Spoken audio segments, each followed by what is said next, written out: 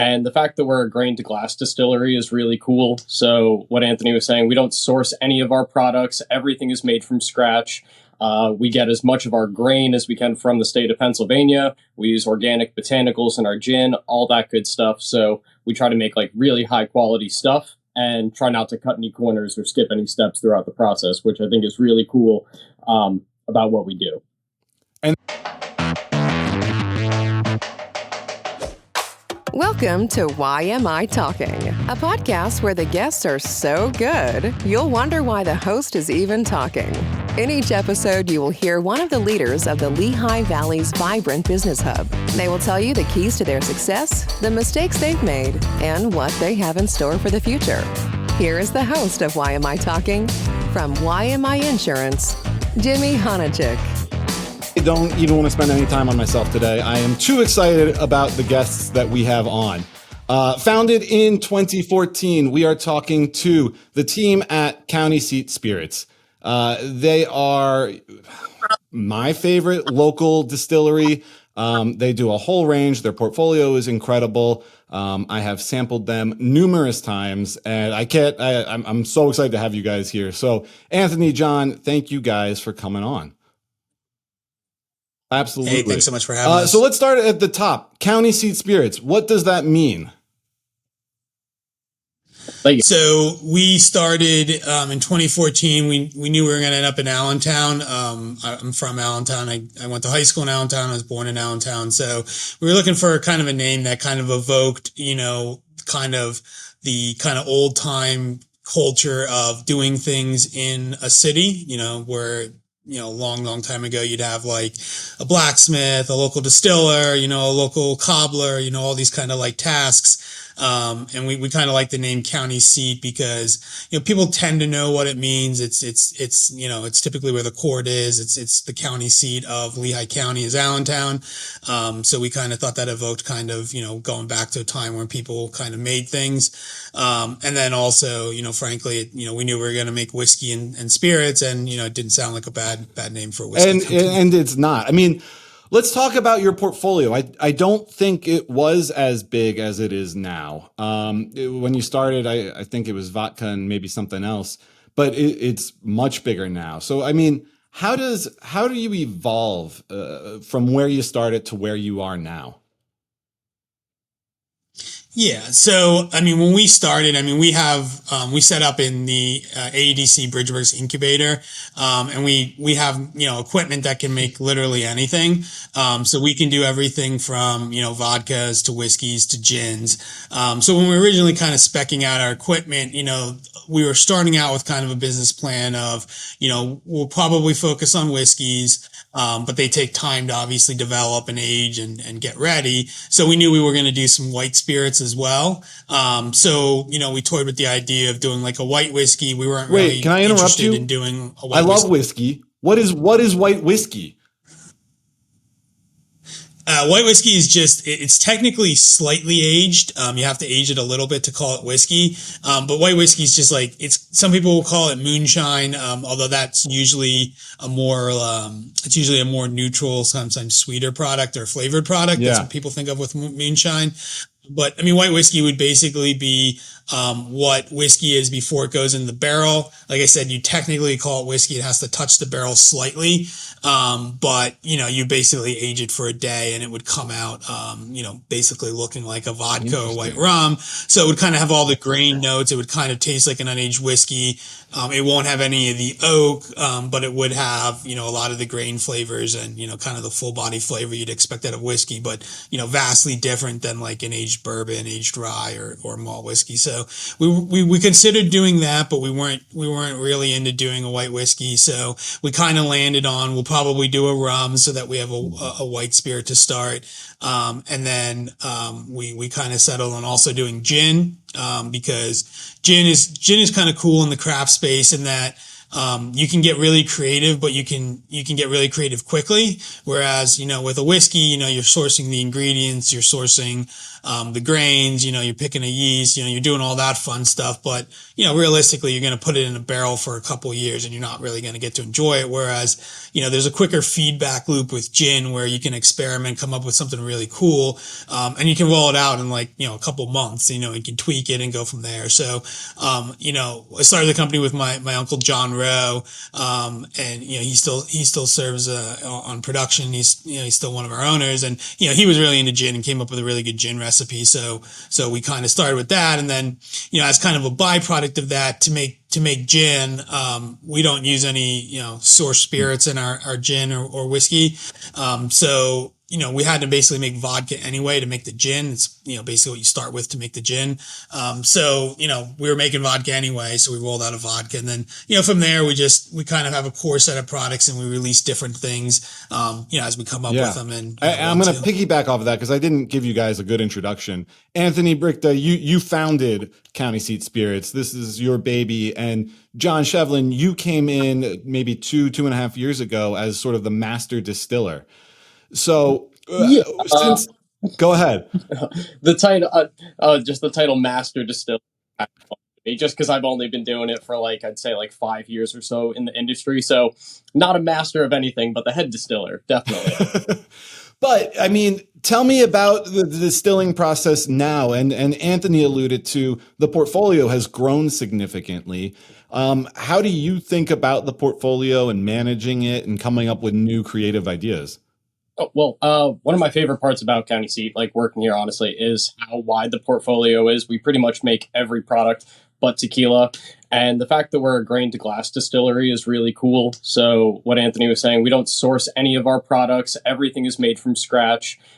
We get as much of our grain as we can from the state of Pennsylvania. We use organic botanicals in our gin, all that good stuff. So we try to make really high quality stuff and try not to cut any corners or skip any steps throughout the process, which I think is really cool about what we do. And that's something that I have written here on my list of things to talk about is grain to glass. Walk me through that. I mean, to your point, I don't think everyone sort of goes from the very start all the way through the process. So tell me what grain to glass is and how you guys are unique in that. So pretty much, we try to source ingredients as close to home as we possibly can. Like I was saying, we love working with local Pennsylvania farmers to source all of our corn, malted barley. We work with a local malting company that takes care of all the processing of the grain before it gets to us. Once it gets here, we will grind everything down, go through a full fermentation, multiple distillations, barrel aging, bottling, filtering if necessary, all on site. So it never leaves our hands. Personally, I will make a batch from whole grain to bottled product, and no one else is meddling in the product in between. That's very cool, and it makes me think why go through that extra work? Why was that important maybe to you, Anthony, when you were starting this? It's clearly going to be extra work to find those local farmers and the local grains. So what was important about that to you? A couple things. I mean, one, we're a small business. We like to support other small businesses, farms in Pennsylvania. So, to be kind of part of that ecosystem is nice. We, as John mentioned, we use, a local malt company, Double Eagle Malt out of Montgomery County, where, before we were sourcing from a malt company in Minnesota. So it's not, both companies are good, but, we kind of like the idea of working with somebody local. Additionally, you get a little bit more customization in that, our local malt guy, because we're working with him directly, he can do unique stuff for us. So a couple of years ago, we had an idea to use some smoked grains. Well, he has a smoker, he did unique smoked malts for us, which, we couldn't really just order if you're buying it from kind of a commodity producer. So there's that. And then I think the other big thing is, the whole point of a lot of what we're doing is to be in control of the whole process from start to finish. So that, people know that if they're buying one of our grain to glass products, it's because, we've done everything. We've selected it. We have control over the process. We're not doing it at a giant scale where it's just coming out of an ethanol plant or something like that.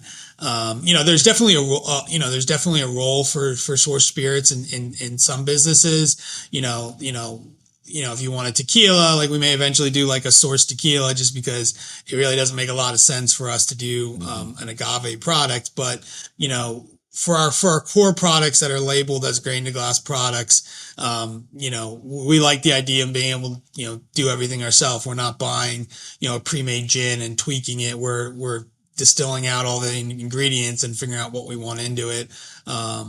So it's you get to make a more unique product, and I think that's better for the consumer too, because they can try one of just like trying local beer or local wine. They can try one of the locally distilled products, and they can try something from us or somebody else, and really land on something that's really great for them, as opposed to just buying something off the shelf that may or may not be unique for them, and may just be something that was produced and bottled under yeah. And you got me thinking. So the way I learned about you guys was the Gymvitational, and Jay Nee has been on the show before. He's a great guy, and that event is really cool. So we went to the first one and tried all of them, and that's when I discovered my love of County Seat spirits. So the next time I go, I'm beelining to it. But how important is that local distilling economy? How much of a group is it, and how do you guys work together? I think it's good. I mean, like the Lehigh Valley is pretty blessed, and Pennsylvania is blessed in general in that we have a lot of distilleries. When we were getting started, in 2014, we were kind of the only ones getting started. We had somebody, kind of come in right after us, and then we've had more from there that, all good guys and good companies. So the Lehigh Valley is kind of blessed in that you can go to, in a quick drive to 5 or 6 distilleries and try all different types of things. There's a lot of things that we don't make just because it's not in our wheelhouse. We don't make any cream-based products. There's, other great distilleries that make cream-based products. We don't do a whole lot of, flavored vodkas necessarily. We do a few, but there's some that really specialize in that. So, I think the benefit of kind of the local ecosystem of distillers and manufacturers in general is you just have access to a lot of different things. And then in Pennsylvania in general, Pennsylvania used to be home to like thousands upon thousands of distilleries, before Prohibition. And it's one of the better states to operate in from like a regulatory standpoint. It's pretty favorable. And there's also just a lot of people that are distilling, all the way from Pittsburgh to Philly and everywhere in between. So, there's a lot of cool options out there and a lot of different things. And, distillers are much like other types of, manufacturing sectors, we work with each other. We'll, trade tips, help each other where needed. We've definitely, had benefits where, we're low on an ingredient and we get it from somebody locally. We might have been able to get barrels at one point where somebody else going to get barrels, and we would sell them some of our barrels. Like there's different ways to kind of help out and pool resources a little bit. But yeah, I mean, the Lehigh Valley in Pennsylvania is really blessed in that, we have a lot of options. Great. And you have taken a leadership role sort of in that community now. Is that fair to say? Yes. I mean, in Pennsylvania, we have a Pennsylvania Distillers Guild. It was started, by a couple distilleries. Primarily it was, a distillery out of Pittsburgh called Wiggle, New Liberty Distillery, / Millstone Spirits in Philadelphia, which was run by Rob Counsel, and then, Herman Mahalik, at Dad's Hat Rye in Bristol, PA. They were kind of the three that got it going, right around like 2013, 2014. And then we've had, a lot of people pick up since then. But more recently, we've gotten a lot more active with the guild, both in terms of a membership drive, but to really kind of focus on issues, across the state that affect all of us. So, we're always following legislation. We're always following regulations, both on the kind of a federal and state level. But, a lot of what you need to do when you're in a specific sector like this is, demonstrate to legislators and, state government that, the industry's performing a lot of service. We employ collectively among the distilleries a lot of people. We give a lot of people good, high-paying manufacturing jobs, good, high-paying jobs in the retail sector. Most of us in Pennsylvania, at least a lot of us are buying, local grains, so we're supporting local farms. So, the guild's been getting more active in the last year of, focusing on, really getting out there, to promote the industry. So we added a couple positions. I signed on as general counsel in the last couple months, to provide legal advice, for the, distillers in Pennsylvania. So yeah, I mean, it's really starting to ramp up, which is nice for everyone to work together a little more formally and cohesively, to get ahead of issues. There's always issues on the horizon in terms of, making sure it stays a good place to manufacture and make spirits. Absolutely. And John, we're coming back to you next, but what Anthony was saying there made me remember he sounds like a lawyer when he's talking. And there's a reason for that. You are a lawyer. Like, this is not the only job that you have. Talk about balancing those two things. I can't imagine it's easy to have a full-time job and run a distillery. Yeah. So I've always been, I was a lawyer before I was a distiller. I've been practicing law since 2008. I currently practice at Norris McLaughlin, which is a great firm in Allentown, New Jersey and New York, which has a great, liquor law practice to begin with, that was developed well before I got here. And I joined that firm in last couple of years, probably, middle of 2021. So I've always done a little bit of liquor law in addition to the rest of my practice, but, it's fun kind of balancing both because there's so much, they're so different. As a lawyer, you're generally, you're going out and doing hearings, doing trials, things like that, but a lot of it's, office work, you're working a desk job, answering phones, talking to clients, typing up legal advice and all that. Whereas it's like when we started the distillery, it's like I would do that for, the day. And then I'd go change into some overalls and boots and, start like mixing in some grain. So it was like, it was a nice kind of balance in that you get to do, some blue collar work and some, manufacturing work, but also have some of the, the white collar kind of desk job. So yeah, I mean, you just got to find the time to schedule it. I mean, I try to segregate them as much as possible. So, for the most part, I'm shooting this, which is an exception, but, for the most part, I try to keep a pretty lean rule that, from like 8 to 6, it's lawyer time. I'm not doing anything for the distillery. And it's definitely been a lot easier to do since we've kind of grown. Like when we started out, it was just me and my uncle. We had no employees. We just the two owners. So, my uncle was doing a lot of the production. I was doing a lot of the production. And then, we were running a tasting room in Allentown between the two of us. And then, I was doing all the back end, back on paperwork, keeping us licensed, paying taxes, all the fun, boring stuff. But now that we have grown a little bit, we have employees like John. So like I'm, candidly not doing really any of the production these days. I don't really need to. John does as good of a job, if not better than me and my uncle ever did. So there's really no reason for me to do that. Provide some ideas and insight and make sure things are moving. But, we have the benefit now where, I don't have to be hands-on on the distillation if I don't need John, to be. I'm listening to Anthony talk and I'm getting tired just with the amount of work that he does. And I know when I get tired, I get real grumpy and grouchy. So as a boss, how many times a day is he yelling at you? I can't say I've ever been yelled at by Anthony. I mean, like, maybe I don't notice it because he talks like a lawyer and, I just don't pick up on it. But no, I haven't been yelled at just yet. I don't think I've made it bad. But let's get back to the product, the craft. The cocktail menu is insane. I follow you guys on Instagram. And like, I just saw a s'mores cocktail of some sort that got me real excited. The Earl Grey sweatshirt was like the prettiest little cocktail I've ever seen. How do you guys think about this? How do you approach it? How do you come up with this creativity and this newness? And how important is it to come up with that? Well, I feel like I have to give a lot of credit over to our head bartender, bar manager over in Easton, Milton. He's fantastic at making cocktails.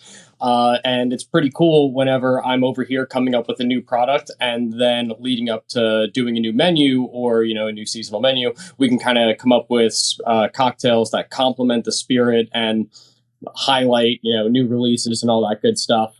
He's fantastic at that. That's very cool. Yeah.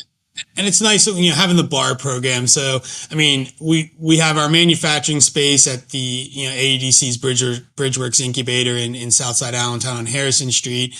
And then we have, an auxiliary satellite location in the Simon Silk Mill in Easton, which is, there's no production there. I mean, other than like behind the bar type stuff, but they're not making or distilling anything there. It's primarily a cocktail bar / bottle shop. But it's kind of nice having both sides because, our bar staff over there led by Milton is, really, really good with flavors and ideas. And, they can kind of give us the feedback on the production standpoint, like, we don't have this type of spirit. It'd be really good if we made something like this. And, they have obviously direct line to John to say like, can we make something like that? And, the answer is almost always, yeah, we can certainly make it. We make whatever we want. So it's like, if as long as it's not an objectively horrible idea, we can give it a shot. And vice versa. We can come up with new spirits and say, hey, we have an idea for this type of thing.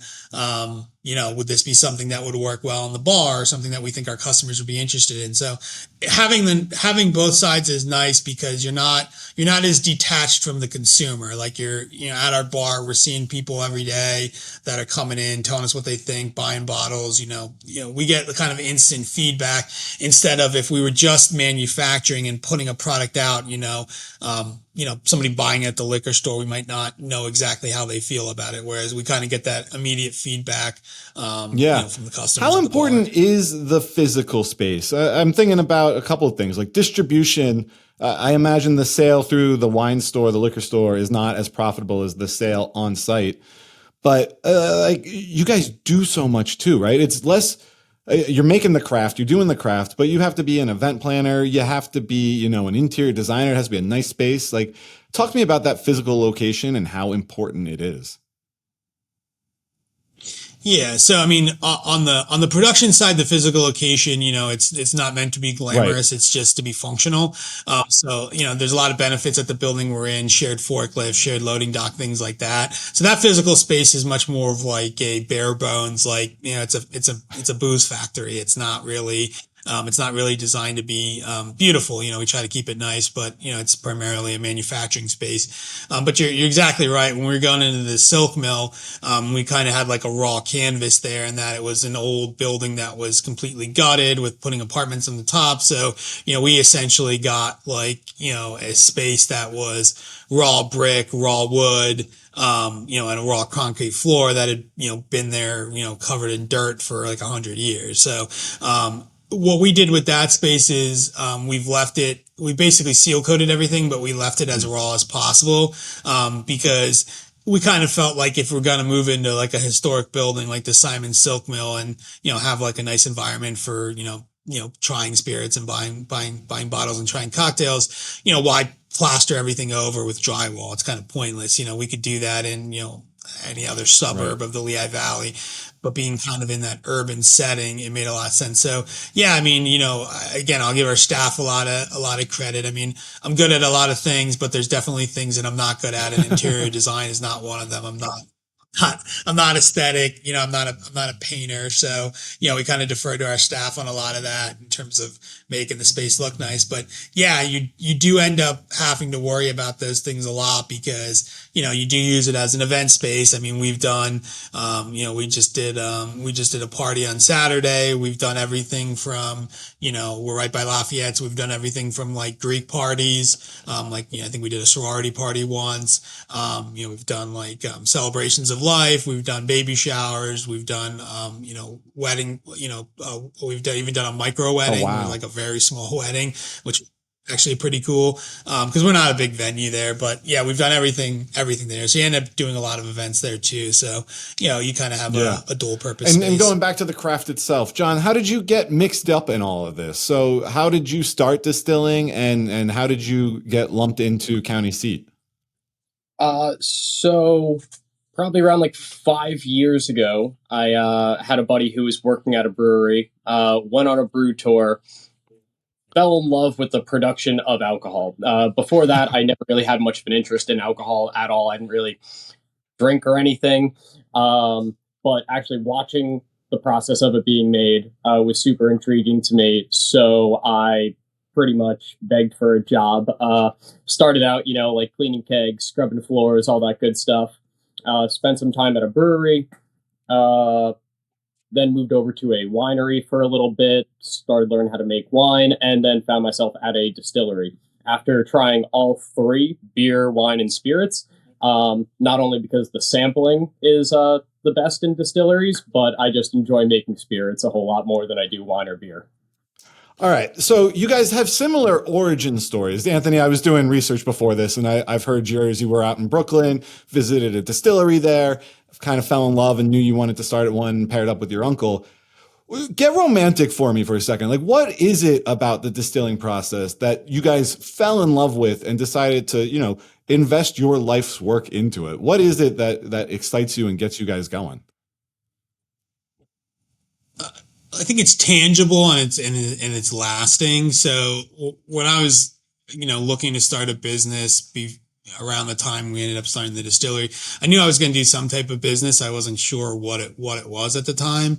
And I kind of gravitated towards, tangible products, like things that you can actually like enjoy and like, bring joy to people. Like there's lots of different products that serve lots of different purposes, but they don't have the same kind of effect on people that you do with kind of a consumer product like distilled spirits. Like, people can try something and get really excited. They can have a cocktail at the end of the day that makes their whole day better. They can go out and enjoy time with friends. So kind of gravitated towards that. And I like the idea that it was more lasting, and that, it's not kind of a fly by night operation where it's like, you're doing the next trend, and in a year nobody really is interested in what you're doing because it's gone.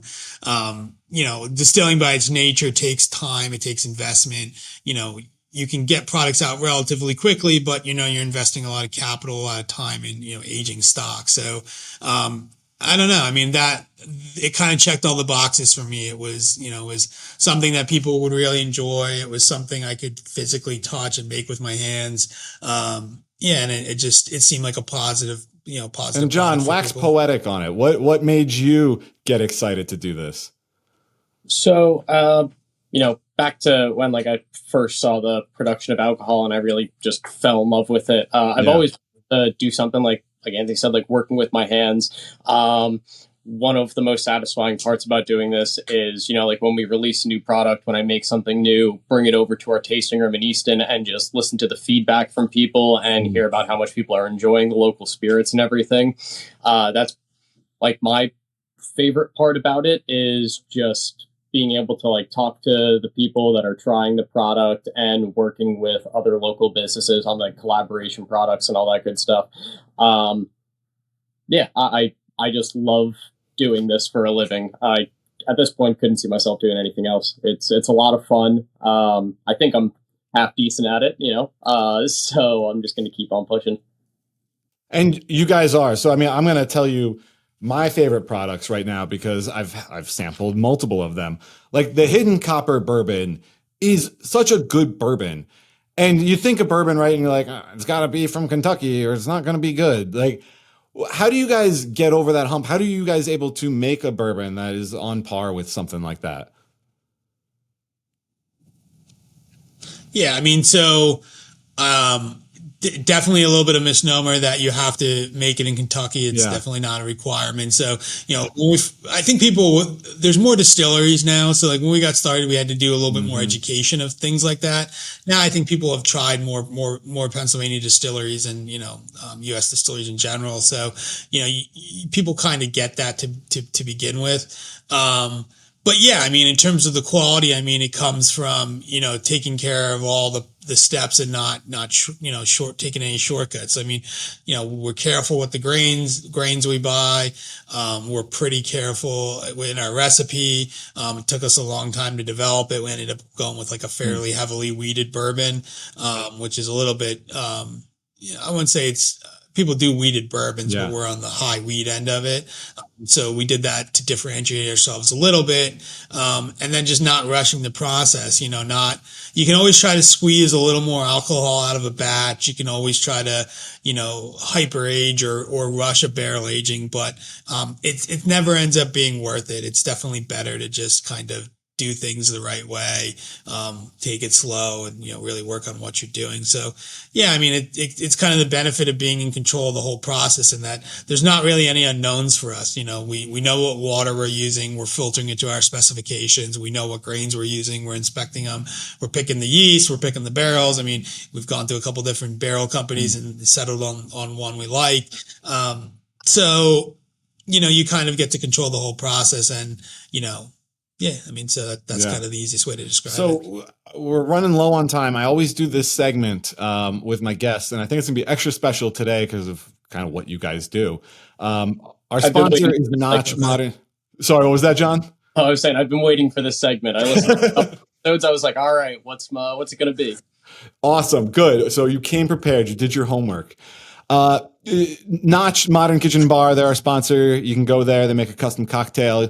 And you guys are the people to ask this. So it's the end of a week. You've done a whole bunch of distilling and or lawyering, your choice. And you're looking to, kick it up a notch, get the weekend started. What from County Spirits are you reaching for? Like, what is your go-to drink there? And then what's your go-to cocktail?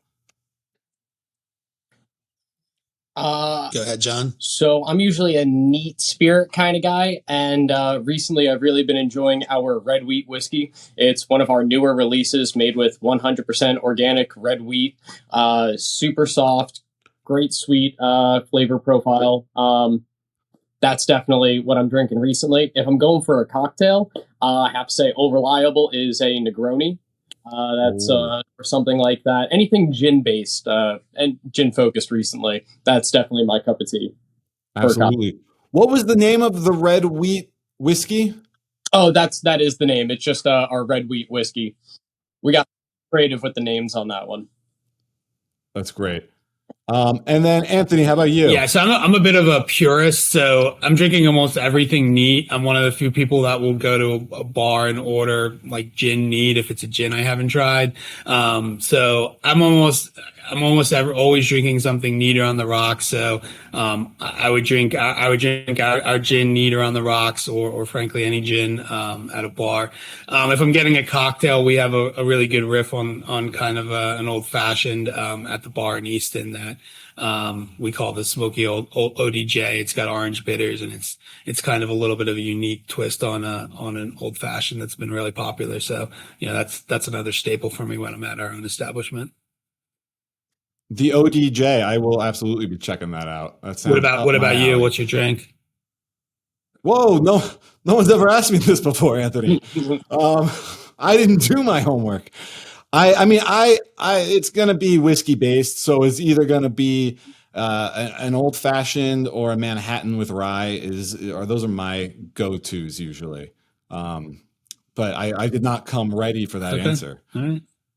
So before we sign off here, any announcements, anything you guys want to say before we let it go? Anything I didn't hit? Yeah, I mean, we would typically do some flask size bottle releases around the holidays. Every year we do Easton's Winter Village, which is a great downtown market. So you'll definitely see us there. I think it's every Friday, Saturday, and Sunday, basically off the Circle. We don't know our exact location until they give us the layout, but it's typically pretty close to the center circle in Easton. So we'll be there, and then we're working on a couple projects. We're working on a couple partnerships that you'll probably see in the next 2 to 6 months. Kind of working with local restaurateurs to kind of partner up on some unique food concepts. So those are kind of the primary things we're focusing on right now. And then other than that, we're always in product development. So we're working on some saffron-based products. So you might see a saffron gin or a saffron vodka coming out. Those kind of main things. I don't know what John has that he's working on that maybe I'm not aware. What are you cooking up, John? So we do have 2 of our seasonal releases coming out pretty soon that people love. We have the chocolate rye, a new batch of that coming out. Cool about the way that we do our chocolate rye is I actually take cocoa nibs and pour them into the barrel right around the end of the aging process to kind of let like a really natural chocolate, kind of dark chocolate, cacao kind of flavor come in rather than that like sweeter milk chocolate. Yeah. And then the other one that's really popular is the maple bourbon that we're working on. And going into 2024, we have some really cool bourbons coming out. Anthony was mentioning some of those smoked bourbons. We're working on a whole series of corn bourbons that have kind of flavor profiles going on. So yeah, this year, a lot of flavored stuff. 2024 is going to be a huge year for whiskey and bourbon releases from us. There's going to be some really cool stuff coming. And this is just coming to me as you guys are talking. Is there a way for someone like me to keep up on this? Because you have me excited. I want to try these. How do I keep up with what's coming out from County Seat? The easiest way is just following our Instagrams. I mean, we have a mailing list. You can obviously check out our physical locations to just see what's new. But we typically post everything on our Instagram. So we have County Seat. I think it's just County Seat LV, and then we have County Seat Spirits _Easton. But if you just search County Seat in Instagram, you'll find it. That's where we're typically posting everything related to kind of both of our locations. Perfect. Thank you guys so much for coming on. This has been great. I learned a ton, and you've made me excited for the weekend. Thanks a lot. Thanks, Brad. Awesome. See you guys. Thanks for listening to another episode of the YMI Talking Podcast. If you enjoyed this and want to hear more content from amazing personalities in the Valley, please subscribe, leave a rating, and drop us a quick review.